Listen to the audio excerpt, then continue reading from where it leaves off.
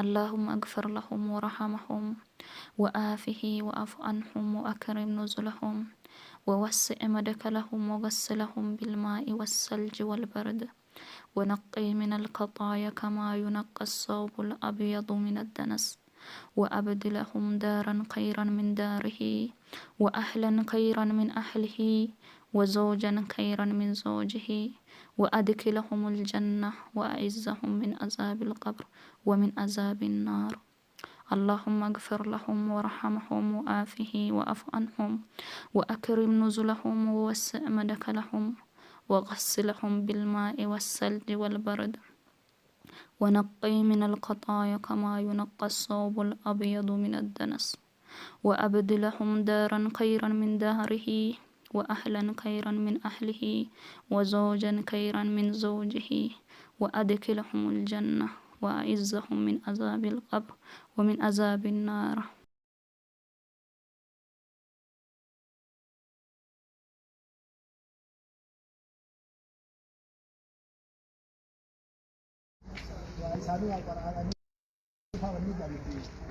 والانتهى وما أنت قد إن شاء الله سجلي والقبائل إن شاء الله duraan dursatti namni keenya kas jiru kana numatu wal awwaala yoo namni isin dura awwaala yoo isin duutan illee wal duuba ana kama duuba jiru wal awwaala akkas ta'uuf namni asitti dhufuu qofaa miti na faayidaa walii buusu ta'uu qabna faayidaa walii buusun salaatul janaazaa walirra salaatuu danda'uu qabna kana danda'uuf hojii manatti kun kana danda'uuf namni akkaataa salaatul janaazaa barachuu qabna hundi keenya rayyaan tolee sagantaarra nuu kaayaa jechuu qabna sagantaa waa'ee salaatul janaazaa baratuu qabna maaliif biyya keenyatti yoo namni ta'ee darasaa majlisa itti fidanii sun hin jiru asitti namni walitti wal awwaalu walirra salaatunumaa kana waan ta'eef waa'ee salaatul janaazaa akka gaariitti baratuu qabna ammaaf gaa sun hojii booda yoo nuu taate har'aaf wanni godhuu qabnu dura takbiratul ihraamin jalqabnaa hin hidhanna salaata hidhanna jechaadha eega salaata hidhanne booda faatihaa qaraanaa eega faatihaa qaraane booda Allahu akbar jenna Allahu akbarii tana booda gajjachi waan hin jirreef du'aa'ii nama du'eef kadhatan araarama rabbitti araarama kadhannaaf yaa rabbi nama kanaaf dhiisi badii isaa jenna inni gaachii Allahumma ighfir lahu warhamhu wa'afihi wa'fu anhu wakrim nuzulahu wasma dakhala agadumati kana gaa namni hoggaa du'ee dhiira fi dubartiillee janaaza maqaan isaa waan ta'eef dubartiin godhaa fi dhiiran godhaan isin rakkisin namni beekanillee Allahumma ighfir lahu warhamhu tanumaddeen tanumatu gartee sabattuudha eega tana fin'e booda Allahu akbar jenna san booda gara dhumatti du'aa'ii gara garaa qara'uu dandeenya achi booda Allahu akbar jennati salaata baafannaa jechaadha namni sun daddafaadha qabaa salaata irratti deema barakallahu fiikum kana booda nam tokko illee gartee carraan qabnu maasha Allah ummanni keenya akkana biif bultii tan awwala jira rabbi haa araaramu fi jannata rabbi haa qaraniisu amiin amiin asin irratti gaa dubbanni eega salaanni gartee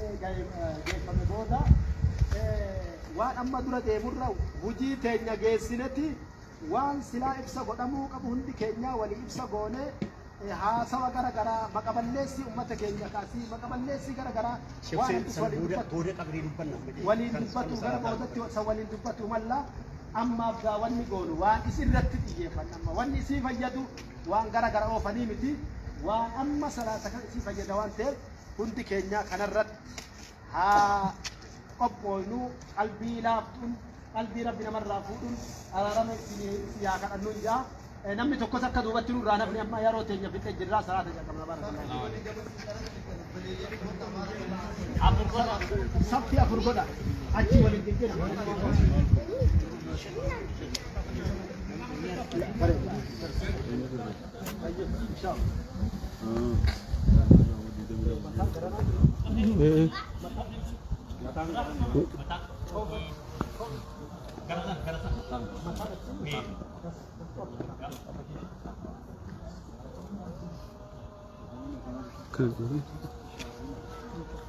Allahu Akbar.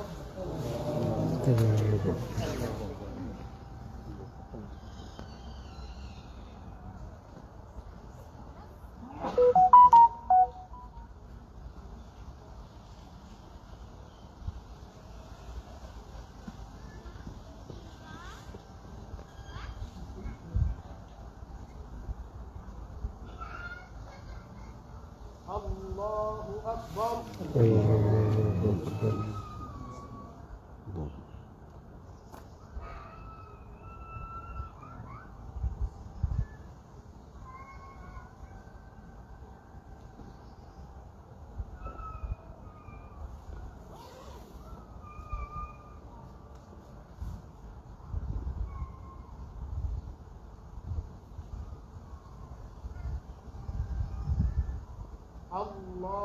أكبر. الله أكبر. اللهم صل.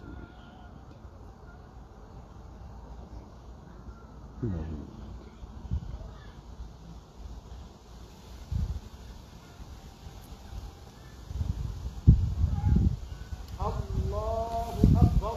الله أكبر. السلام عليكم ورحمة الله. السلام عليكم ورحمة الله. السلام عليكم ورحمة الله.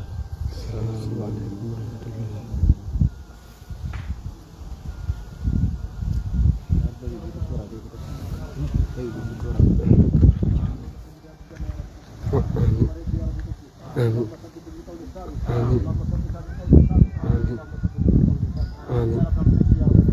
آمين آمين آمين آمين يا رب وياك كنا فرق قفاو يا رب التاس. آمين. كنا يا رب وياك كنا قفاو يا رب التاس. آمين. ويا بك دوغا جرا ودوغا دبتني ورا دوغا دبت يا رب نقول. آمين. ورا الدنيا تنلت قنجرات يا رب التاس. آمين. ورا غافت انك غير غير غير ربي جرا غني ملك يرغت يا رب التاس. آمين.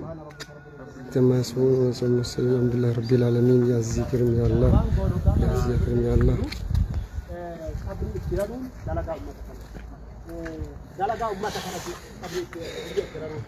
يرو هندو ما شاء الله بلجن كنا نقول وكرتي رفني وبلتي تينا حلوة أول تسيفي صلاة جنازة جيسني لقد بتشوف جميع مسلمة ورمو بيا جرمن غلطة قدا كبا وجي بونسا وجتني وبلتي تينا قرتي كبجاران هبون سيس وبلتي ماتين جتشودا أول تسيفي نرتي أرجمتي أولا جرتي هواسني بيجي كناس جا رفنو تكين أكمله رفني أكمله قدني بريتي تناف كران كنون ديوان كانت يجي كذا بريتي تناف جنة وينا ربنا بريتي تنا ورا جنة الفردوس عنو قدو جربين جنة النسيا كان نيسوا جم تشيسو إذا كا بتشوف جميع مسلمة أورومو بيجي جرمن akkasumas sheekotiin ustaazonni kennaa fi hawaasni keenya dargaggoon hundi biyya Jarman keessa jiran galata guddaa qabanii obboleettii teennallee rabbiin jannatul firdoos naannoo qananiisu kun akkaratti geggeessaa jiran jechuudha obboleettiin. اللهم اغفر له وارحمه. اللهم اغفر له وارحمه. اللهم اغفر له وارحمه. اللهم اغفر له وارحمه. اللهم اغفر له وارحمه. اللهم ثبته بالقول الثابت.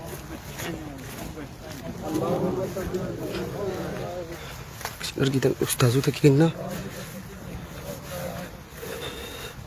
maashaallah warroonni kun jamaa biyya Awurooppaa biyya Jarmanis nu gargaaran isaan kanneen akkanatti obboleettii teennaa geggeessaa gochaa fi jira rabbiin fuula ittaa tolu rabbi keessummaa isaa kana akka gaariitti nu haasibatu rabbiin gartee araramuu fi warra jannatal firdoosii si haqananiisu rabbiin gartee haadha maatii aalii fi roottan abbaa kasii beekan hunda kasitti dhiyaatan saayibboottan isii hunda rabbiin gaa sabrii fi jajjabina haanu kennu kuno manni kenna hawaasni Oromoo biyya Jarman obboleettii teennaa bifa kanaan bakka jirurraa akkana walitti dhufee awwaalaa jira jechuudha.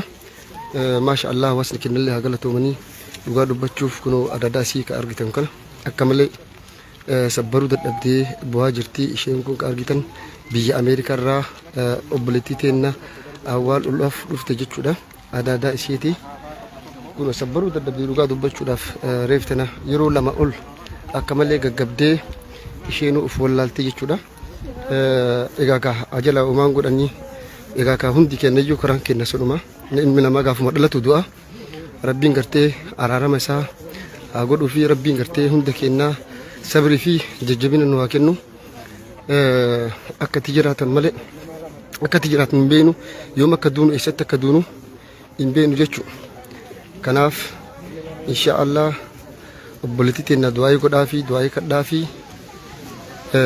rabbiin gartee akka jannatul firdoosin isii qananiisu rabbiin gartee rahmata isaa akka godhuuf rabbiin harka mirgaatiin akkasii simatu gartee rabbiin gartee qabaa qabree akka laafisu rabbiin gartee jannatul firdoosin akkasii qananiisu mucayyoo miskiina sabiyyii garaa nama nyaattu wallaahi baay'ee qalbiin nu cabe onneen nu cabe akka malee jechuudha insha Allah.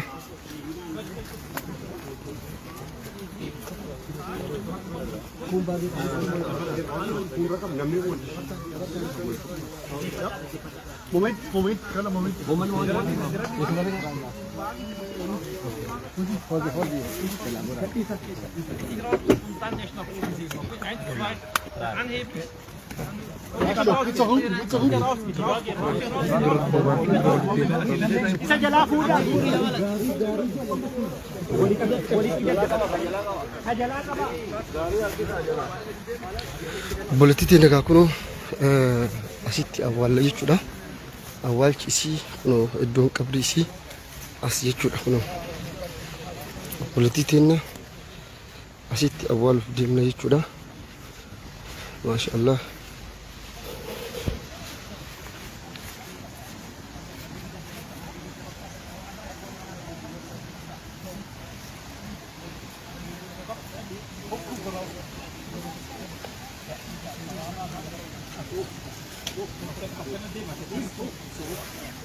ما شاء الله وبلتيت النجاح والله مسلمة أكو أرجتن هي كانت كنوا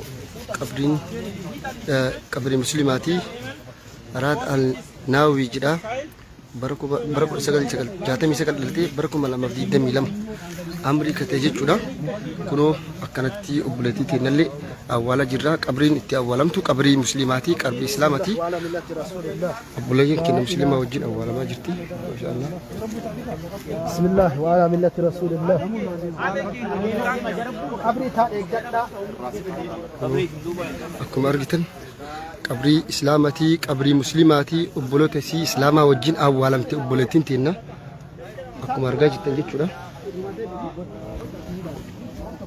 لا إله إلا الله لا إله إلا الله لا إله إلا الله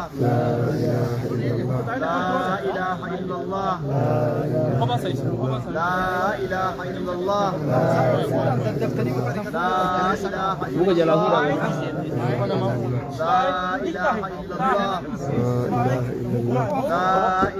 إلا الله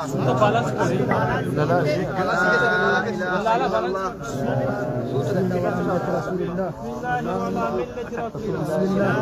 وعلى ملة رسول الله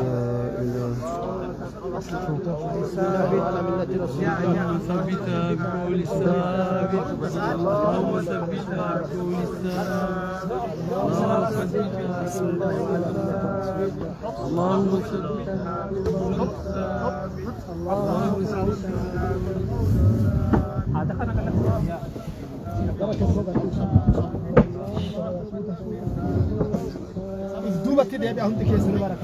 qabriilee kan eeggachaa akkuma argitan qabriin isitti awwaalamte obboleettiin teennaa qabrii muslimaatii kan asirratti argitan Alii Saadiruu jedhama. Maasha Allah rabbiin gartee jannata firdoosin isii haa qananiisu ollaalee isii jiran akkuma argaa jirtan qabrii muslimaatii kunoo qabrii isii argaa jirtan kun qabrii islaamaatii kunillee qabrii muslimaatii qabrii islaamatti awwaalamtee obboleettiin teennaa جنة الفردوس أشياء أنا نيسو ربي جنة الفردوس أبلتي كنا جمتشيسو وقعد بتشوف حواسنا كنا وند كصبر في جبنا وينا ما تيجي تيجي تشوفنا كنا أولو تأسي أسرت نجتني أولو مسلمة قبر إسلامت أول أبلتي كنا ما شاء الله هاجلت مني جماعان إسلاما Oromoo biyya Jarman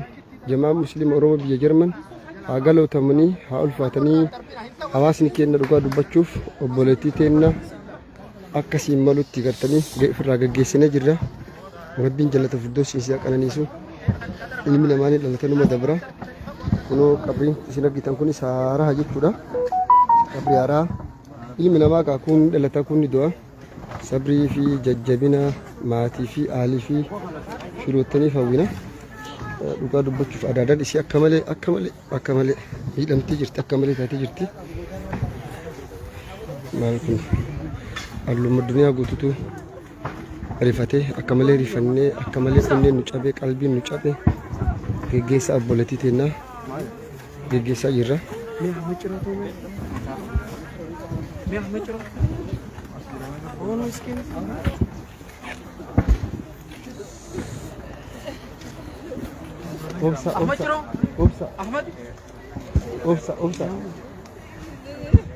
Obsa.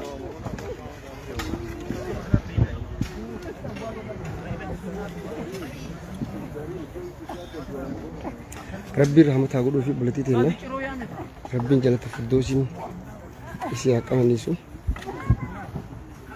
Alama addunyaa gubbarra jirtan mara Rabbiin kan sabrii fi imaanaa fi jajjabina isin haa kennu. Kasii beeytan kasii hin beeyne akka malee rifattan hunda keessanuu jechuudha. Rabbiin imaana sabrii fi jajjabina guddaa isiniif haa kennu. Hawaasni keenya addunyaarra jirtan, hawaasni keenya kan musliimaa biyya Jarman keessa jirtan, kan amantaa biraas qabdan, kan gadditan, kan rifattan, kan akka malee onnee fi qalbiin isin cabe hunda Rabbiin sabrii jajjabinaa fi imaana isaa isiniif haa kennu. Obboleettii teennaa Hilwaa Isaa akkasitti har'a kunoo awwaalchisii biyya Jarmanitti magaalaa Regensburg irratti geggeeffamee obboleettii teennaa kabajaadhaan awwaallannee jirra. Obboleettii teennaa awwaallannee Rabbiin gaa warroota sii awwaalanis Rabbiin zajaa keessan isin haa kafalu. Rabbiin gaa sabrii fi imaanaa fi jajjabina isin haa kennu isin jenna.